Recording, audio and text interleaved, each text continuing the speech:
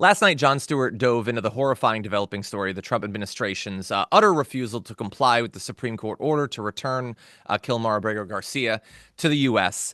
And he focused on one part of it that's been especially bothering me. He played a clip of Trump and the president of El Salvador, Bukele, both refusing to allow Abrego to return, calling him a terrorist in the process, which he is not. And Stewart said, the thing that's like, they're effing enjoying this. And they were both having so much fun. The president of El Salvador's joking too. What? How am I supposed to bring him back? Am I supposed to smuggle a terrorist in? How could I possibly do that? And they're basically ribbing each other over it. As this guy, hopefully, is still alive, but probably not, in this prison. Stewart continued, like the two of them, our president, their president. Okay, I guess we'll just have to let him rot in this effing prison, even though he didn't deserve to be there. You guys don't care about this person, but somebody else cares about this person, and you just randomly, with no evidence that you'll show anybody, called him a terrorist. And that's when I just started to think about something that Maz was just talking about in the show a little bit earlier.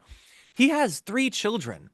They are terrified that their father is already dead, or that every day that passes where Trump and his regime just twiddle their thumbs rather than doing the thing they could get done in an hour if they wanted to, which is to bring him home, that he could die.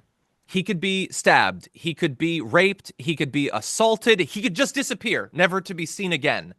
And his family and his friends, his coworkers, because he was every bit a part of the community in Maryland that he was a part of, that any one of us is, and has all the social networks and the ties and all of that, all of them are terrified that he is either already dead or will die. And Trump, he doesn't want to give the libs a win. He doesn't want to bring this guy back. They will let him die in prison rather than admit that they were truly wrong, rather than admit that courts should have power. They will tear our Constitution in half. They will, I'm not going to say, they'll do bodily functions on it, I'll say, just because they don't want to admit that they were wrong. And also because they want to keep pushing this further. They want you to shut up and accept that someone totally innocent could be sent there to die, because that's the necessary step that gets us to U.S. citizens that are criminals being sent. And then U.S. Citizens that aren't criminals, but like tweeted the wrong thing, maybe they can be sent. Maybe an opposition figure who looks like they might do well in the Democratic primary next time around, maybe they'll be sent. And we can't get there unless all of you shut the hell up about Garcia. And my fear is that not nearly enough people are actually speaking out about this already, and that tomorrow there'll be less, and a week from now there'll be less, and it'll be a miracle if in a month people are still talking about this, because I don't see the Democrats in Congress doing what they should do. Trump teed it up to them. He didn't even stop at Garcia. He had to brag about sending U.S. citizens. Where are the Democrats ringing the White House and saying it's time for you to take this guy out of office? He is pressuring El Salvador to set up gulags explicitly for U.S. citizens. And what are we hoping? AOC and Bernie will talk about it. And Jon Stewart will do the right thing. He'll say things like, rest easy, Americans. If there's one thing we all know, it's that first they come for the undocumented migrants, and as long as nobody speaks out, they stop. He's going to do that to U.S. citizens. Stewart admits that. I think the hosts of The View are about to get administratively errored. He's sort of joking, but not really. And he even says, I got to tell you, I did not think Trump would get this authoritarian this fast. I really didn't. He sort of acknowledged that he was maybe a little bit too understanding in the beginning. And that frustrated me a little bit with some of his shows, but he understands what's happening now. He understands it, and he could admit that he was sort of wrong. What are the Democrats doing? They're just allowing us to take step after step down the darkest possible path, Maz. And John, the way that they're getting away with it is they're playing games. So, for example, Pam Bondi in one of those clips was saying that I saw. She was saying, well, the Supreme Court told us we have to facilitate his return. That doesn't mean we bring him in, but if he gets to the border, we'll let him in. So they're playing games with an order that came from the Supreme Court 9-0, including all of their lackeys in the Supreme Court, all agreed that this guy needs to be returned. And they play games that keep moving the goalposts, that keep changing the law to fit what they want. And we're at a point now where they're not listening to the Supreme Court. So that gets us into a constitutional crisis as well.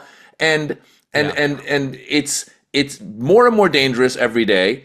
And to your point, where are the Democrats? Why aren't they screaming about this? And you know, we all know that people that are watching Fox News and other news sources from the right are hearing that this guy's a terrorist, this guy's a terrorist, this guy's a terrorist. So I guarantee you, if you polled the followers of those networks, a majority of them would say, "Oh, don't bring him back because he's a gang member," because they believe it. Because this guy did not get he didn't get a chance. By the way, if you really are saying that that's what he is, show him the due process. Let's see it. Show the proof. They don't have the proof. They just said something about somebody, which is crazy. And this is the type of stuff that reminds me, during the war on terror, there was times where you had Middle Eastern families or Arab families walking on airplanes, speaking Arabic to one another, and a passenger on the plane would get scared and point it out, and they were escorted off the plane to be interrogated about, what were you guys talking about? Oh, we were talking about lunch. That's what we're talking about. But now we've gotten to the point where this administration can just be the biggest Karen in the world and go, that guy is doing something wrong, and they have the power now to get rid of that guy and keep that guy out. And it is dangerous, and the Democrats need to wake up. That's a great point, John. Great point. Yeah. So Galfar in the Twitch chat, thank you as always, Galfar, points out that Senator Chris Van Hollen says that he's going to go to El Salvador this week to check on him. And I hope that he does. I love that he's doing that. He should not be alone, by the way. There should be a bunch of other Democrats with him. Now, I say that with the small bit of fear, and I know this, oh, you're going too far. You're going too far. Could they lock them up? If they did, well, Trump couldn't get them back. I mean, what's he supposed to do? It's a sovereign country. How could he possibly get them back? And I think it's Barely Funky in the chat pointed out the number one person that would be on their list. It doesn't matter you're a U.S. citizen. If you preach hate, who do they say preaches hate against the U.S. more than any other Democrat? I mean, I don't know if it's tomorrow. I don't know if it's a month from now. I don't know if it's a year from now. But you don't think that they're going to try to deport Ilhan Omar? You don't think that they would? You don't think that Fox News would simultaneously ruin their pants, every single one of those hosts, if that happened? We are in. Well, I was going to say we're in territory we've never been in, and I guess in a U.S. sense that's true. But we're very much in territory that other societies have been in. Maybe we could learn something from that, so that we don't go even further. Thank you, Senator Chris Van Hollen. I want AOC there. I want a bunch of people. I want a bunch of senators to go with him. Bring as much attention as possible. If you enjoyed that, then make sure that you never miss another video by subscribing. And if you want a little more, consider hitting the join button and becoming a member. So you're probably wondering, why would I do that? Well, when you do that, you get access to bonus content that I make every single week, and it's a lot of fun. You get custom emojis and more. If you join at tier 3, by the way, you even get access to a monthly member hangout with myself. And you'll get all that going forward, but you'll also unlock years of the back catalog that is literally 100 or more bonus clips and top 10 lists and debates and more. So what are you waiting for?